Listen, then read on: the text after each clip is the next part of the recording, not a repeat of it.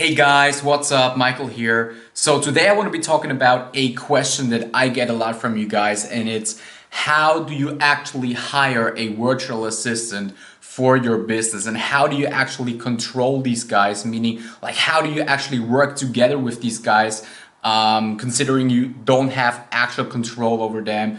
They're in a different place. In some foreign country. So a lot of people ask me, how do you even trust these guys and how do you make them work efficiently? So that's what I'm going to be talking about in this video.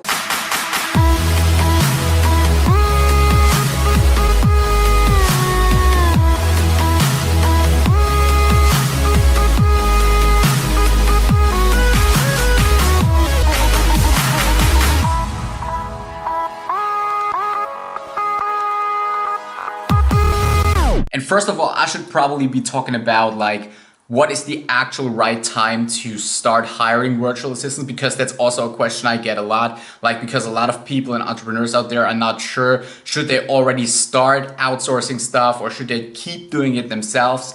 And there's not really a monetary rule to that. Like, I mean, there's not really a point where you can say, oh, you make this or that amount of money, so now you can outsource.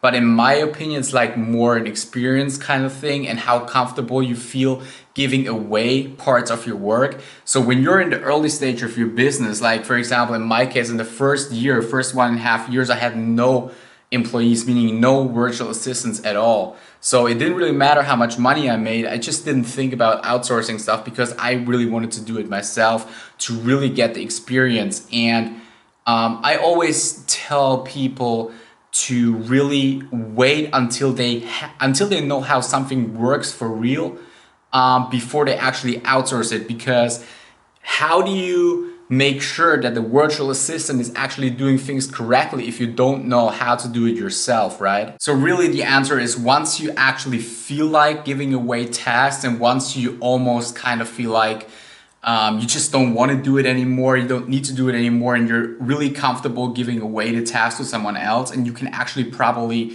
train that guy to really do it most effectively in the most effective way possible, just like you did it in the beginning, then it's time to outsource it, right?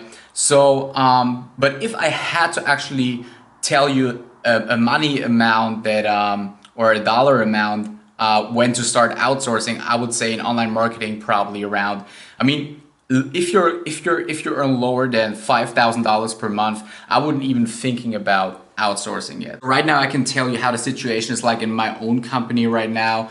I have multiple virtual assistants right now working for me.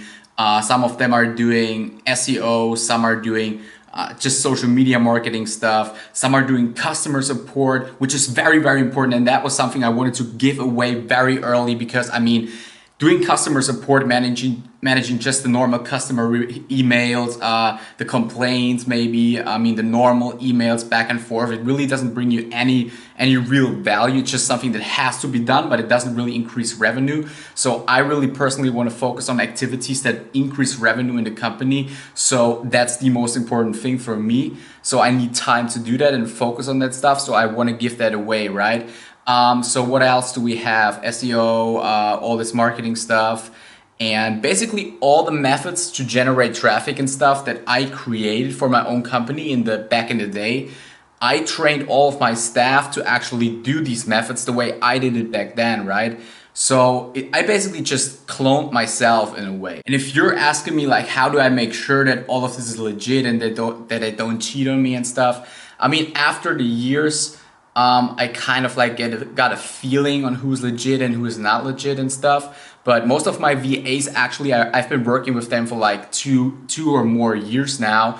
I mean, there's always new ones coming in, but I mean, it just, I just developed like a feeling for that. But if you're just starting out, and if you're probably going to sites like upwork.com or fiverr.com, and that's where you find your VAs. Always make sure you look at like the customer reviews, the ratings they got, and really talk to them and make sure that they know what they're talking about. Because some people out there, they just scam you. I mean, they tell you they do SEO or something like this, and always check on them, right?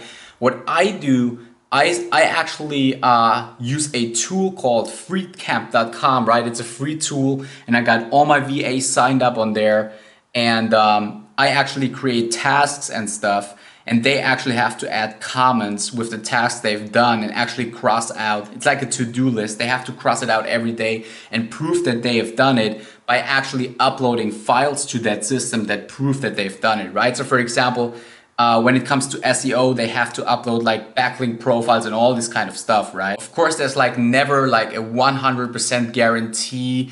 I mean, you can never be 100% sure that they actually use, I mean, that the amount of money you pay them is actually fair in comparison to the time that they actually take to do the work, because you simply can't control exactly how long they work.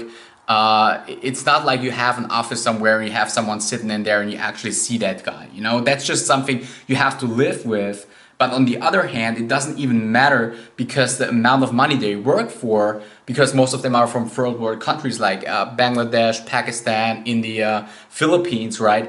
Thailand also, they don't, it doesn't even matter, because the amount of money you pay them is so low anyways, that it's profitable even if they waste their time, right? So you just want to make sure that you track it as good as possible, and just do the best you can to keep track of them, and don't be afraid to kick their ass sometimes. I do that myself, and if you're a VA, if you're one of my VAs right here watching this, you probably know this. I mean, I don't want to hurt your feelings, guys, but it's just the way it is. As a boss, as an entrepreneur, as a CEO, I kick people's ass even now and then, but it is what it is. Hope you liked the video. Be sure to subscribe, and see you soon.